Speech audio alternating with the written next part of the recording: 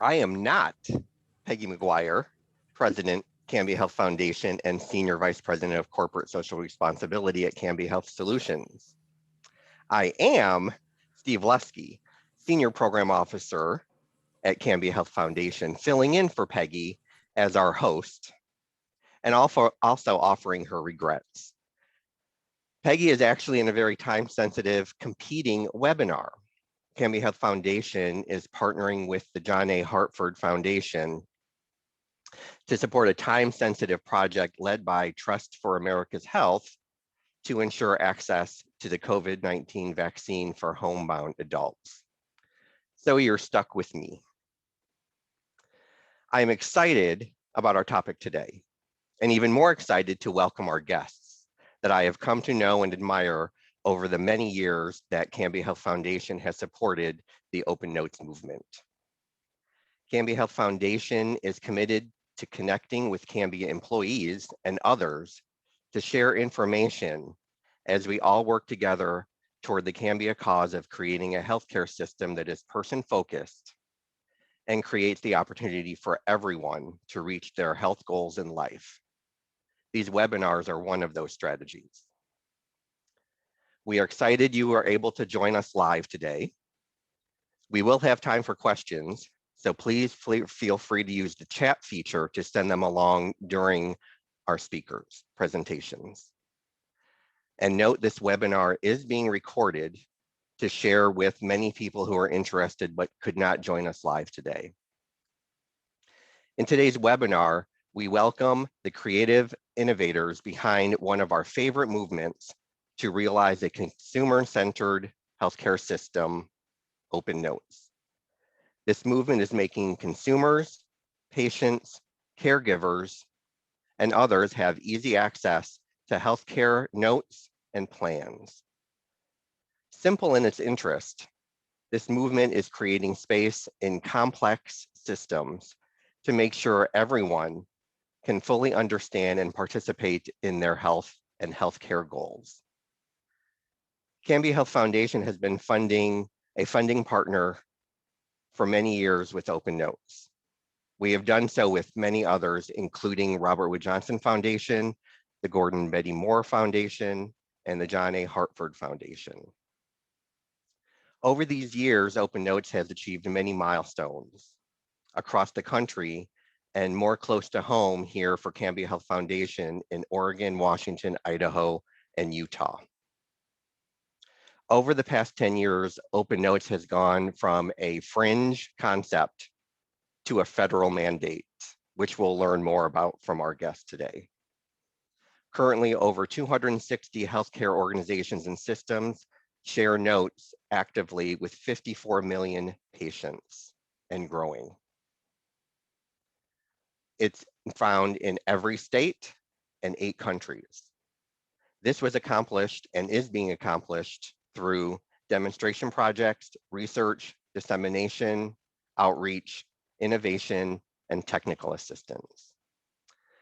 And a plug for Portland, Oregon, and the Pacific Northwest. When OpenNotes first began, a Pacific Northwest consortium really played a key role in helping to speed the acceleration of adoption and awareness.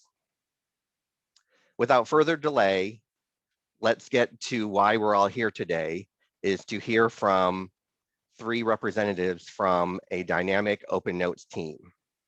So Tom, I'm going to turn it over to you. Thank you, Stephen. We would be remiss if we didn't thank you personally for everything you've done. You've been, I still remember meeting you in at breakfast in Portland, Oregon, now many years ago, and our partnership with you has meant more than you can understand. I know I speak on behalf of all of my colleagues. So I'm the old man in this project, and I thought what I'd do is teach, because I'm a teacher, from a little bit of history, and then bring us up to date on where we are now, and then my colleagues will move on from there. I'm a professor at Harvard Medical School. I'm a general internist. I'm a primary care doctor. I practiced for 40 years. I started up our division of general medicine and primary care. I have lots and lots of friends in Seattle and Oregon. But the most exciting trip I've been on in my kind of varied life has been the OpenNotes trip. And I thought I would go back and show it to you. Do I have to push a button, Paula? Yeah. Here we are. Can you see this now? Okay. So a strange trip, which began really in the 70s when two doctors, one from a doctor and a social scientist, wrote a paper in the New England Journal of Medicine saying, why don't we share notes with our patients? And about that time, I had a patient who came in who was a printer who could read everything I wrote down, which was all handwritten, then upside down because he was a printer and he knew how to do that with typeset. And I sat there with him and said, you know, you can read this. We might as well write this together. We might as well think about it together. And that led to quite a change in the care I gave this man and quite a change in my thinking. Fast forward to about 1978, when I had a colleague, a fantastic young woman who taught me some sociology.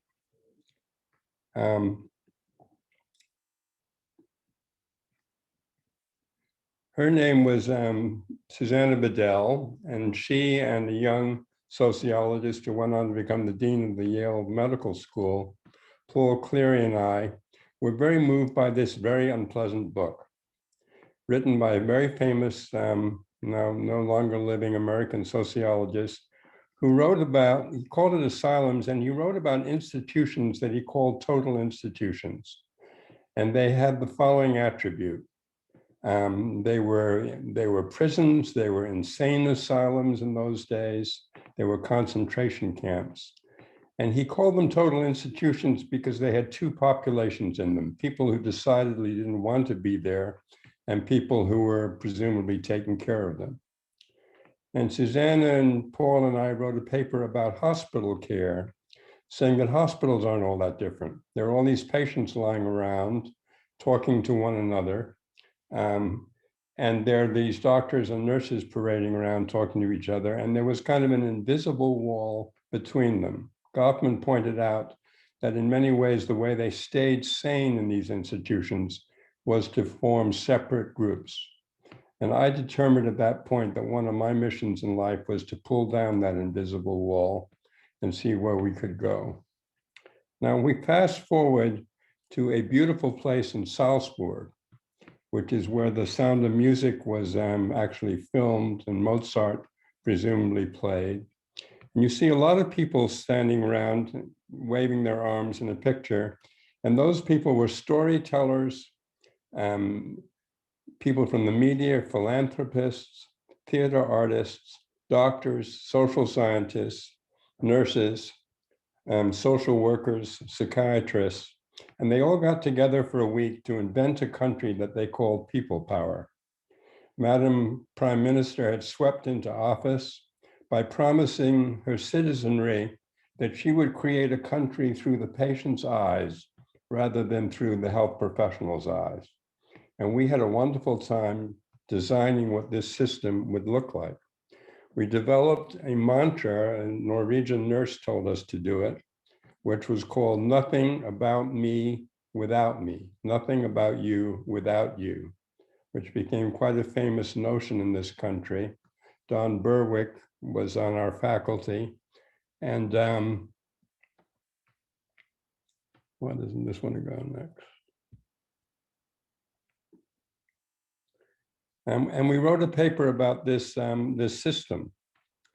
We had 64 people, we had 30 countries, and this is what we wrote about. And one of the things this citizenry wanted in it was to have the following notion about their medical records. Not only do patients have nearly complete access to their medical record, although they don't have to read it if they don't want to, but they also write in it, elaborating, tracking, and explicating problems, correcting mistakes, prioritizing needs, and at times suggesting both diagnoses and treatment plans. And that in many ways was the germ of OpenNotes. So what is OpenNotes? We're really an international movement by now, which, as Steve described, really we're dedicated to making communication more open and more transparent. And we began by having doctors, nurse practitioners, and psychotherapists invite patients to review the notes that they wrote that languished on medical records behind an invisible wall. We don't make product, we don't sell software, we don't talk to industry. We have so far been funded entirely by philanthropy and grants. And when we go see Epic or when we visit Apple, we pay our own way so that we have really no conflicts of interest at all. It's a very simple idea. Just flick a switch. Patients actually have the right to read these notes. HIPAA in the 1990s gave them that right, except we've made it as difficult as humanly possible for them to do so. And OpenNotes really just makes it easier. So we did a study, Steve's told you already, 100 primary care doctors, about 20,000 of their patients, doctors scattered in Boston, in rural Pennsylvania, at the Geisinger Health Center, and right where many of you are, right in Seattle, at Harborview, a safety net hospital. We wanted not to just do this for the fancy people, but we wanted to make sure from the start that those who were underserved, economically disadvantaged, racially mixed, et cetera, would participate. And it was very important to us then.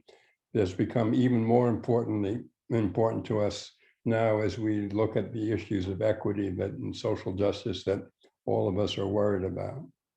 We did this study for 1 year. The doctors invited the patients to read their notes, and we published the results, and they made quite a fuss. And we learned a lot, and we have learned a lot over the years, and I'm going to quickly show you that and then turn over my part of the presentation to my colleagues. Why do patients read their notes? Well, they want to know more about their health. They want to understand what I said to them. They were curious. They want to know what I've been thinking about. They want to remember what goes on. There's a fascinating statistic. 50% of what happens when you go to see the doctor, you forget. And the part that you remember, you got 50% of that wrong. It's the worst time in the world to learn anything. I, as a doctor, when I go to see the doctor, in the same way. It's true of all of us. It's a very stressful situation.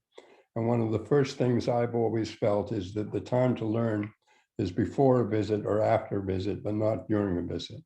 And patients kind of echo that. So they can go home and they can read this notes and be reminded of what actually happened.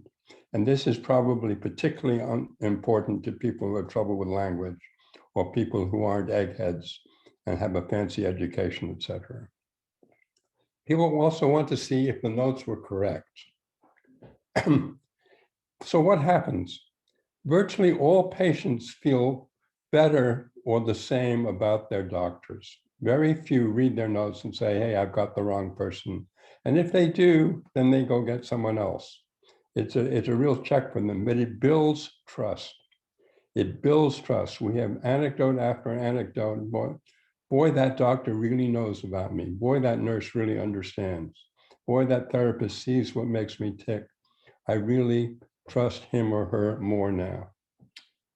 They don't bother the doctor, and we don't have time now to go into it, but they love what they read it avidly, but they don't get on the phone the next second and call the doctor and say, hey, it wasn't my aunt, it was my uncle that did such and such. They leave us alone, partly because they know how busy we are, partly because they look things up and they learn from their colleagues or their friends or their family or from Google. Partly because I think they're scared of us, which I don't like. I think it's hard to call the doctor unless you have a good reason. But for whatever reason is they don't disturb workflow. Doctors believe that they trust us more as a result. And we haven't had a doctor yet who said, I've done another referral or I've done more tests. I've practiced defensive medicine, if you will, by virtue of having this. We've now had a lot of experience, and we went back and surveyed 22,000 patients. and 1,500 clinicians, all of whom had been in OpenNotes for at least a year, some as many as 7 years, and we've learned more, and we've gotten some very interesting insights. This is what patients tell us now after doing it for quite a while. 3/4 of them say it's really important to read them for taking care of their health, feeling in control of their care, remembering the plan of care, taking an active role in their care. 2 out of 3 patients say that, making the most of a visit. And then 50% say it's very useful to review our notes to prepare for a visit. Here's a finding which to me as a doctor and to you in the insurance business or in that industry, I find maybe the most important finding we've had in all our research. And we've published, I think, close to 100 papers by now. And that's about medications. One of the greatest challenges a doctor has and a patient has is getting their medicines straight and taking them as probably is best for them. And this is what we've learned about medications, and it's been confirmed in many focus groups and individual conversations we've had with patients. They really help understand why a medicine was prescribed. The notes help answer questions about the medication, help them understand about possible adverse effects, make them seek more information about their medicines. And the amazing number for me is that almost 15% of the patients said, I take my medicines more accurately now. Now, I can tell you as a doctor that if you can increase adherence by 2%, you're a miracle maker. And even if this number of 15% is a 5-fold exaggeration, and it's really 3%, that's still an enormous step forward. It is estimated that up to $300 billion a year it costs our country in terms of poor adherence to medications. So I would like you, particularly because of the work that you do, to remember this. It's probably a very important phenomenon and a very important impact. Patients don't read their notes alone, they share them with people. And we're spending a lot of time now thinking about caregivers. 40% of them share with someone they care about. It's almost always family, but it could be a neighbor. Some of them post them in Facebook now and say, hey, what do you think of this opinion? Give me a second opinion. But they share their notes. The confidentiality is maintained, but it's up to the patient whether to keep it private or not. And many of them will share their notes. And this is something we will spend more time on. They really think it's a good idea, whether or not they read them. They think they have a right to have them, and some choose not to read them. And in terms of the market, patients act with their feet. Once they've tasted OpenNotes, they say, the next provider I choose, I'd better be comfortable with them. I'd better be happy with them. 2 out of 3 patients. I think our most exciting finding I've already alluded to. Those with less than a high school education, racial and ethnic minorities, the economically disadvantaged, and elderly patients often report the greatest benefits from reading these notes. And that as a corollary of that, that's the issue of equity. Trust also increases. And I would make the point that the trust is bimodal. It's the patient trusting the clinician and the clinician trusting, entrusting, if you will, the patient with seeing this. One of our colleagues made the point that just the offer of sharing notes with those whom you care for can mean a lot to a lot of people. Now, we've still got to breach the digital divide. Not everyone in this circumstance uses computers, can get electronic access, and that's one of the big challenges we all face. What do doctors and feel about it? We were scared stiff when we did this survey, but they like it. 75% agreed that sharing notes was a good idea. 3 out of 5 would recommend it to a colleague. 25% of the patients, of the doctors found a patient who reported an error that she, the doctor, found was important. Most of them don't change the amount of time they spend in their notes. Some spend more time. They believe that the value of their notes increases. They don't dumb them down. And a few of them spend a lot of time, but I think they're just learning. Finally, our next adventure we call Our Notes. We have the feeling that patients know themselves better than we will ever know them. Why shouldn't they relate in their own words how they've been feeling, what they've been doing? If you know about SOAP notes, subjective, objective assessment plan, the famous note that the doctor is supposed to follow, subjective is what the patient feels. Why shouldn't they provide the S for the note? So we asked them to write in an interim history to express their goals for the visit, whether it be a televisit or whether it be an in-person visit. And that actually then becomes part of the record. We've done this in 4 pilot sites, including Seattle. I'm literally finishing a paper as I talk to you just about on this, which is an exciting paper with exciting results. And the Sanford Health System, which you may know is a big Midwestern rural system, now does Our Notes with all 750,000 of their patient portal registrants. Before each scheduled visit, whether it be to a primary care doctor or to a subspecialist, they invite patients to provide this history beforehand. We're very excited by this as a next step. And I will now shut up and thank you all for listening and hand you over to my cherished colleague of many years now, Steve O'Neill. Thank you, Tom. Paula, can you pull up my slides? Great. Thank you. So I'm Steve O'Neill, and I'm a social work manager. I've been at Beth Israel Deaconess Medical Center for many years, for 40 years. In fact, Tom originally hired me there. And I have overseen most of the mental health and behavioral health practices at the hospital.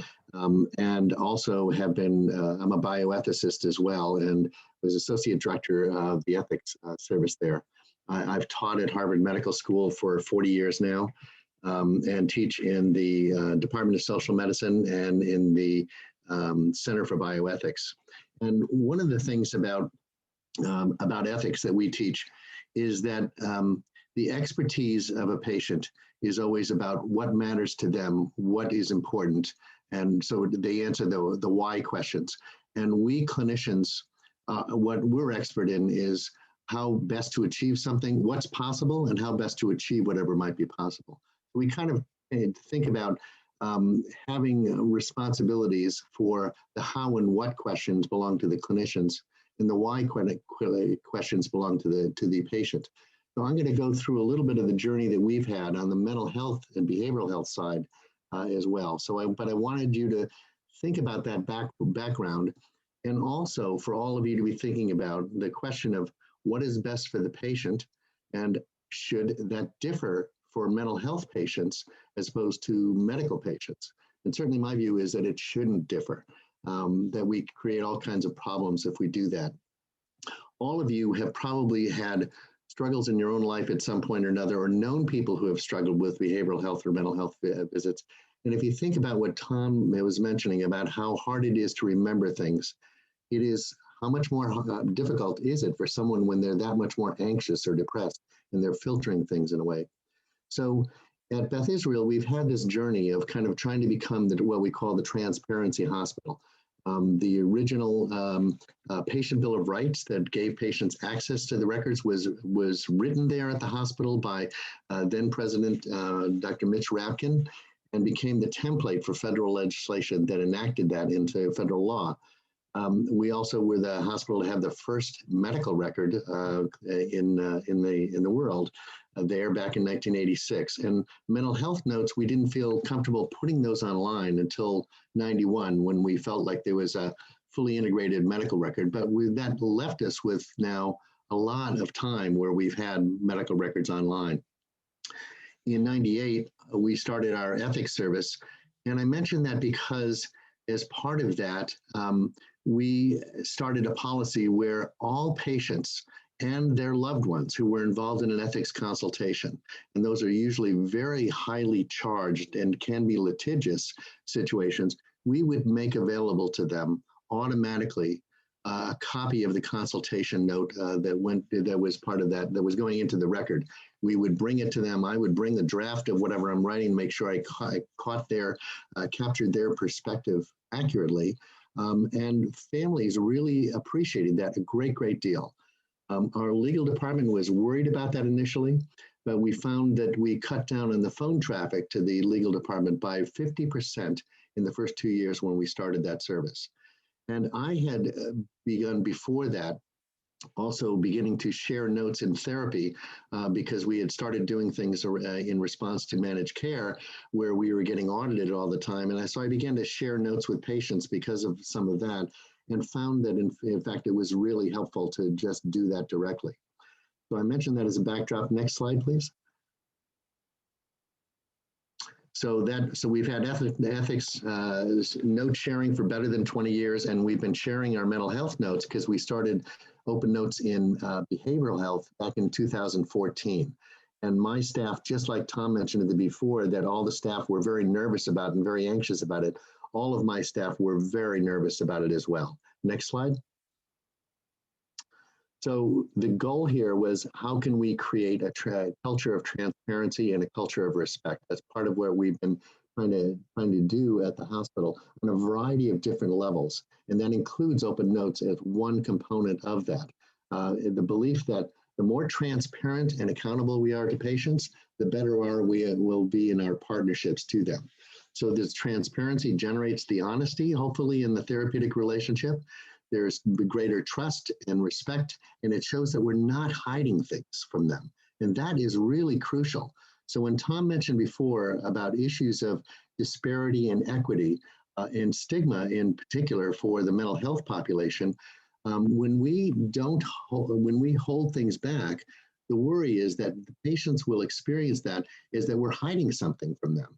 And so a lot of medical systems that have opened up the medical side of notes have not necessarily opened up the mental health side of notes, right? So around 260 networks have opened up the medical side, and about 25% of them have opened up on the mental health side, but not all. So there's work to be done there, and that's partly because people are worried that that it'll be bad for patients. So I'm going to get into that in a second.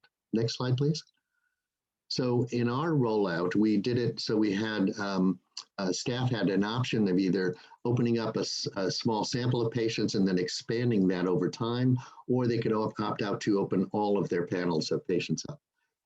We started in 2014. We had 440 patients participating in open therapy notes.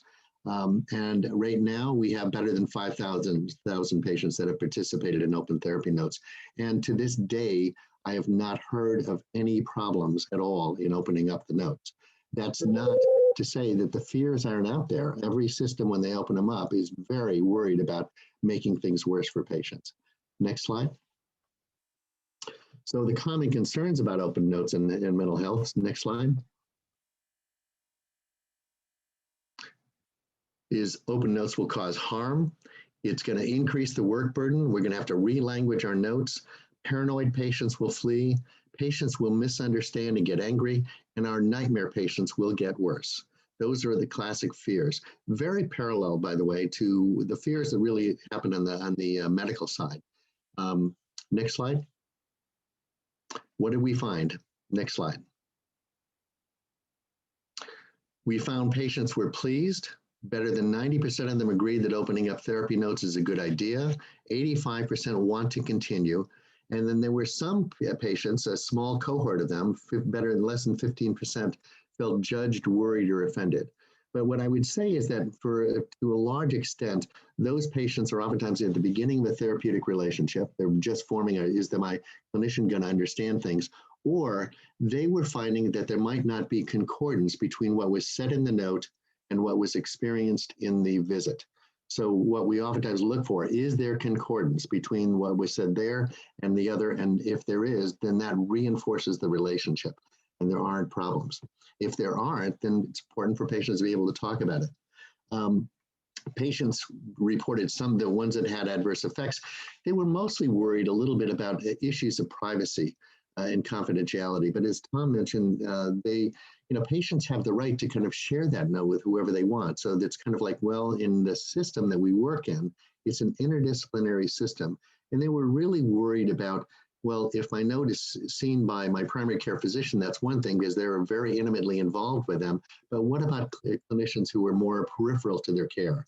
And that's something that, in fact, actually in an ideal system, patients would have a little bit more choice about more detailed notes or more intimate or private notes about who they go to.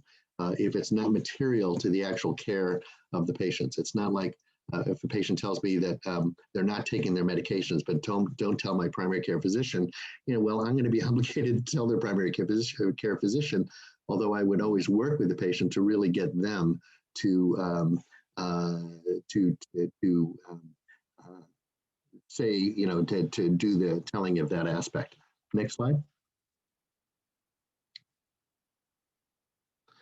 So what we found in privacy and confidentiality is that unlike medicine, where about 40% of notes are shared, on the mental health side, about 18% have shared their notes. So they're a little bit, more cautious about that, and understandably. Next slide.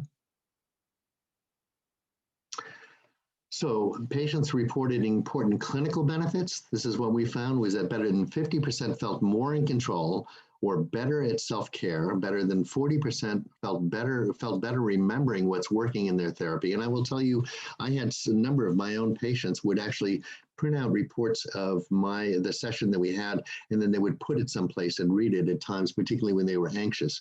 So it's one more tool in our toolkit to be able to be utilized. And again, not for everyone, not all of my patients would read their notes, and some were in fact actually very anxious about it and worried about it and stuff. So to me, it's always been a little bit of a gauge of how well they're doing in therapy if they can read their notes in that way, but they don't have to, certainly. So better than 40% felt more engaged, and better than 50% more able to trust their therapist. And again, particularly because of the concordance factors. Next slide. Bottom line, better than 80% of patients want to continue, and better than 60% said it would affect their future choice of a therapist. And not one therapist or clinician has asked to stop. And those of my staff that started on that kind of ramping up on a gradual basis, they're all full on, everyone's fully opened up. And that's generally what we've seen, is that my view is that it's much better to open up all the notes for mental health right off the bat rather than doing it piecemeal, because again, I think it really has a trajectory for creating greater healthcare disparities if we kind of discriminate in that way with saying patients can't handle it when in fact actually they can. Next slide. There's also what I call when I teach in informed consent or informed refusal, or the 70-30 rule. So I use this. There's some data that showed, for instance, patients with solid metastatic cancer were unaware of chemo's palliative intent better than 70% of patients that were told that. So when you have a patient that is no longer thinking, where the view is that they've now got a terminal condition, and that the treatments are really aimed at palliation, and maybe extending life, but they're not going to be life-saving. Most patients don't hear the information. And again, so I would use that as a rule when you're delivering bad news. And I think the same is true when you are doing that in the mental health arena. Why would our patients be able to remember things? And a lot of us, we know they can't. Next slide. So 25% of healthcare networks have opened up medical notes, as I mentioned, but it means 75% haven't. With the Cures Act, which you'll hear a little bit about too, then that's going into effect in April. And most of the systems, at least what we're hearing across different parts of the country, are opening up their behavioral and mental health notes. And people are very anxious about it. So, we're out there trying to help them to kind of lessen the anxiety and kind of get the work done so that we can make sure that those patients that are struggling with behavioral health or mental health issues have the same care and the same respect that we need to have across the board. So thank you. I'll turn it over to Kate next. Those are just some recent publications, and that's it, I think. All right, thanks, Steve. I'm just going to pull up my slides, and then we'll get started.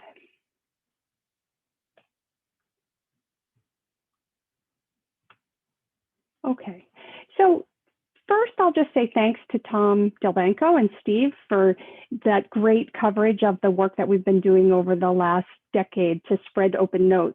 And also, I just would be remiss if I just didn't say a quick thank you to Steve Lesky for getting this all together for us and for being one of the world's best project officers. So I want to just start there. And then I'm going to sort of turn us from the work that we have been doing to where we're going in the future. And I'm going to start by giving you a quick overview of, okay, I can't get my slides to advance. I'm doing something wrong. Oh, there it is. A quick overview of a major public policy that's happening. This new public policy has its roots in some of the things that Tom and Steve have already talked about. So HIPAA, which gave patients the right to see their medical records in 1996. The second piece that's allowed for this new public policy is the HITECH Act, which incentivized providers and hospitals and other healthcare organizations to adopt electronic health records. And part of that adoption and part of receiving the incentive, they had to have a patient portal, which would allow patients to log on and do a few things. Message a provider, request refills, and maybe see a little bit of their own data. 8 years later, at the end of the Obama administration, the 21st Century Cures Act was passed. And that is a major piece of legislation that was primarily focused on biomedical innovation, but had a provision in it that directed the Department of Health and Human Services to improve the interoperability of our healthcare data. And there's a line in the act that says, and patients must have electronic access to all of the information in their electronic health record. So 4 years later, and a lot of arguing over what the word all means, we got the interoperability and information blocking rule. That was released in 2020, and the regulation goes into effect in about 6 weeks, April 5th, 2021. And what this does is it does two things. First, it creates something called the US CDI, which is the US Core Data for Interoperability. And that defines the data that has to be easily exchanged between providers and has to be made available to patients on April 5th.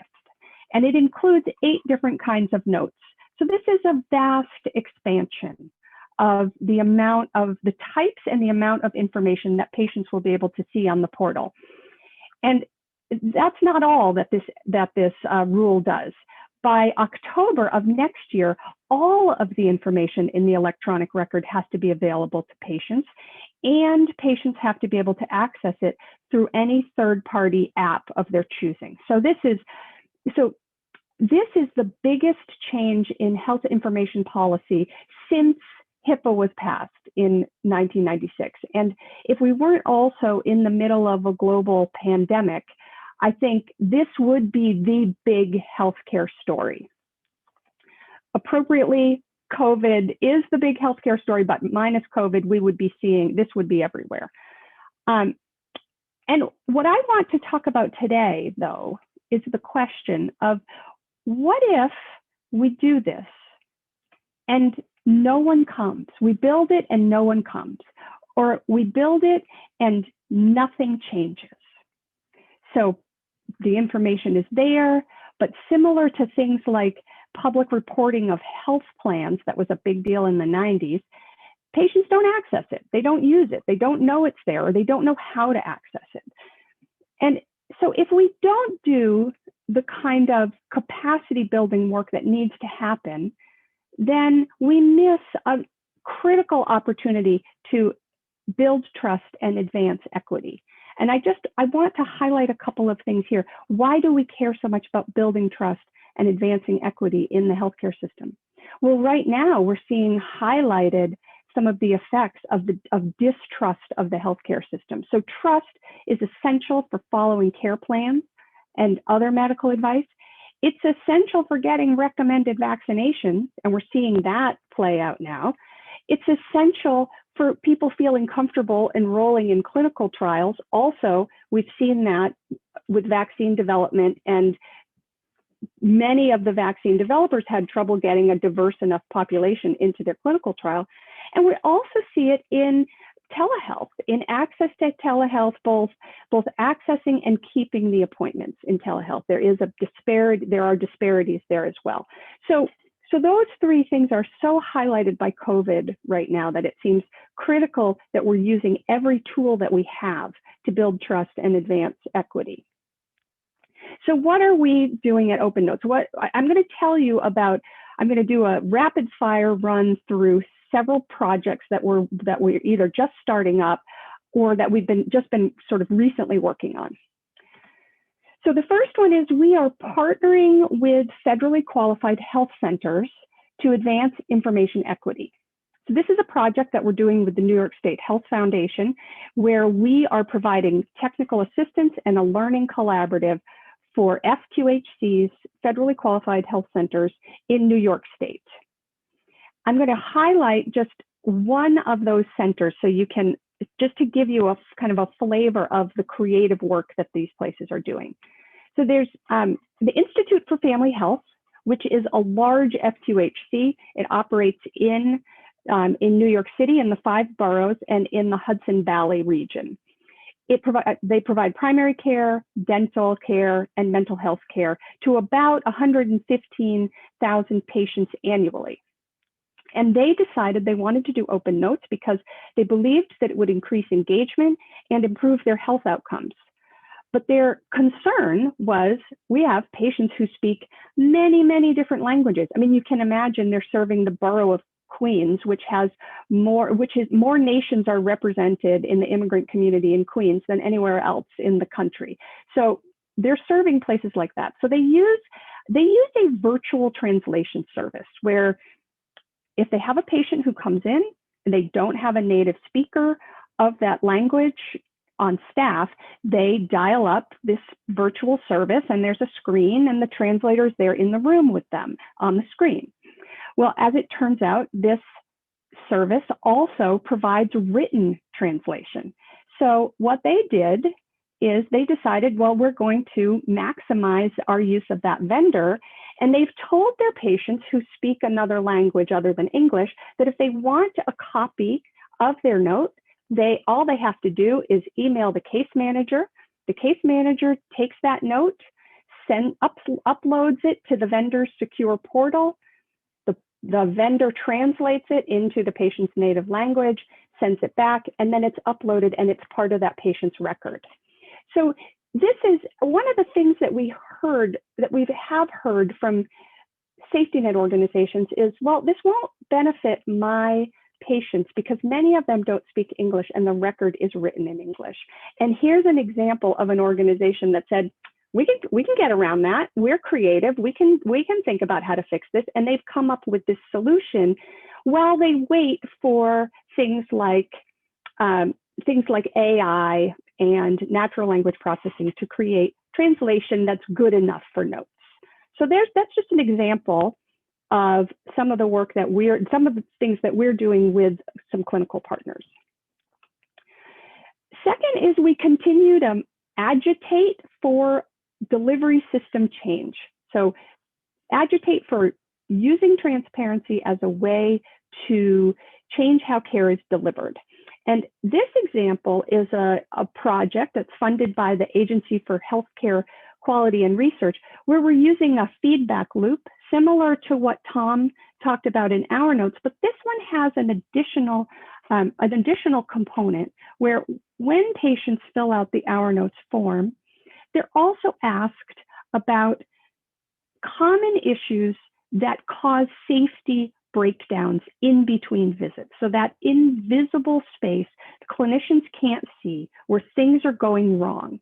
And this gives patients an easy way to feed that information back to the clinician and it becomes part of the record. The clinician sees it before the next visit. And it's a way of increasing engagement and trust by creating this feedback loop. We have several other projects that use this loop idea. One of them, but this one is the farthest along. We're about a year into this project. we're also working on a project to improve documentation to advance equity. And this project is funded by the National Coordinator for Health Information Technology, and it's focused on how social determinants of health information is documented in the record. So these are conditions in the places where people learn, live, work, and play, and they affect all of our health outcomes. And there's a lot of literature out there about how these are critically important. And if we're going to get to an equitable healthcare system, we need to understand the effect of these factors and learn how to mitigate these factors. But there's very little uniformity in how they're measured and documented and used to manage care, or even, to manage individual care or population level care. So but there are some tricky issues that transparency plays into. One being that social determinants of health are often sensitive. They're tricky. They can be related to stigmatizing factors. So patients, we've had more than one occasion where a patient has said, I told my primary care doctor something in confidence, and then I was very surprised to see it in my record where everyone who is involved in my care can see it. So the goal of this project, which we are doing with a lot of focus groups of patients and clinicians, is to understand where is the overlap. So what documentation do clinicians need in order to manage care? And what do patients feel comfortable with being documented in their record and shared? Because if we go too far in one direction, trust is going to suffer. But if we go too far in the other direction, it could be that care suffers. So we're looking for kind of that sweet spot of overlap where clinicians and patients agree. And that's going to go into recommendations that the Office of the National Coordinator uses when they come up with their next version of that US CDI that I mentioned earlier. And finally, we are advocating for measure development. And this is not a sexy topic, but we won't know if what we're doing is working if we don't measure it. And we won't know if it's working if we don't even know where we're starting. So at a very basic level, we really need standardized measures of portal adoption and use.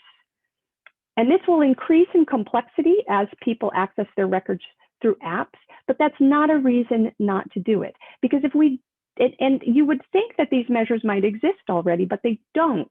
And each EHR vendor does it differently, and organizations are doing it differently.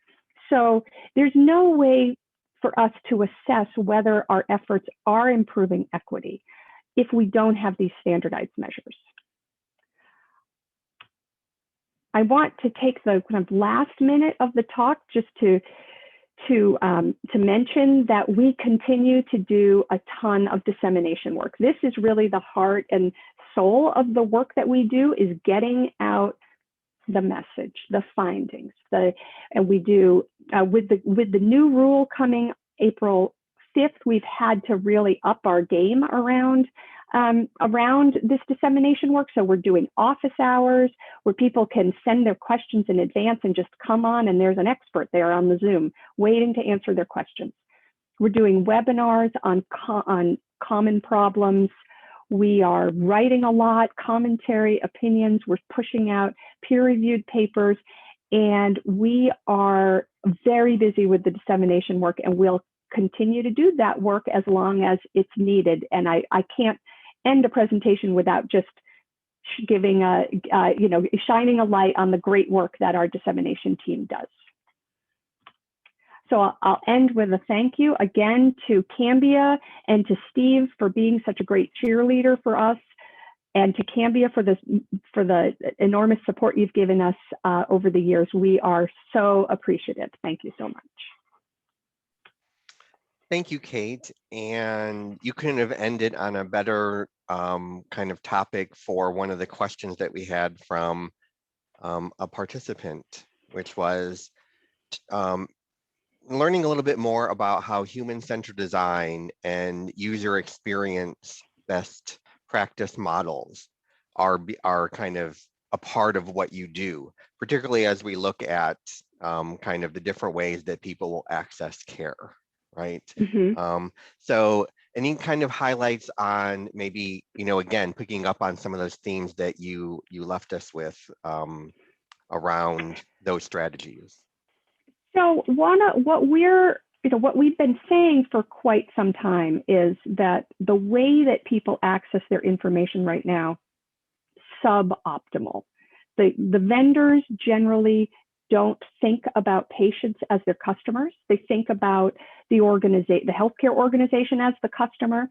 So the work that they do on the portal it tends to be an afterthought. And I will say that they have gotten better, and they do listen when we say, this really stinks, you ought to fix it. And my prediction is, as we move into this app world, that we're going to see much better user experience, because the app developers will see the patients as their customers, and they'll design for that group rather than they're trying to lay a portal over something that is really used for billing.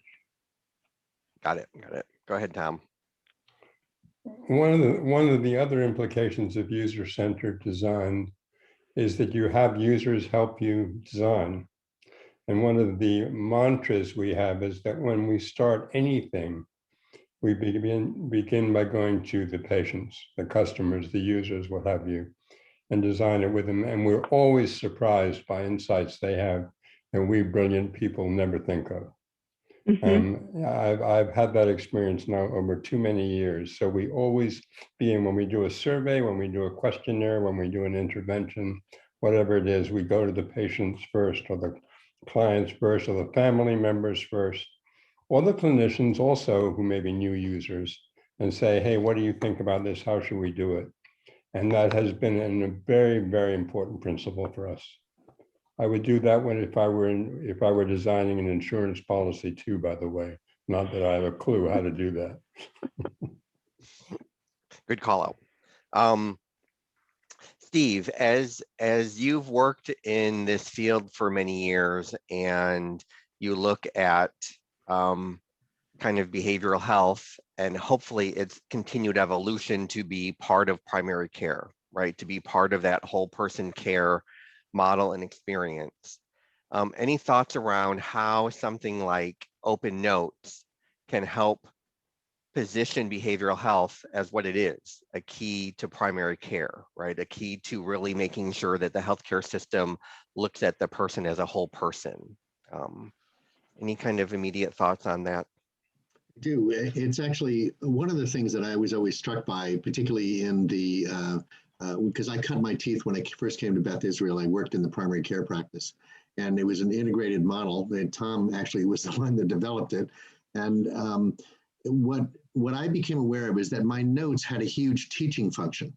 That the notes were an extension not just of the work that I was doing with the client, but they also taught the physician or the nurse who was taking care of the patient about what was going on with them. And that I remember thinking that this is a tool for integrated care, for everyone to learn from each other. And that then enhances the care of the patient all around, so that the care is better. And that I also, in looking at my notes from my colleagues in medicine and nursing and in other disciplines, I learn a lot from them. So it's one of those aspects that I think is really crucial, and it puts the patient much more front and center. So I can say, it's not just mental health notes that we're working to open up, but as this goes into effect, for instance, I've been working with chaplaincy groups and other folks that really are there to complement the care of patients and have a terrific function to serve in educating and working with each other and helping us understand better about who this person is.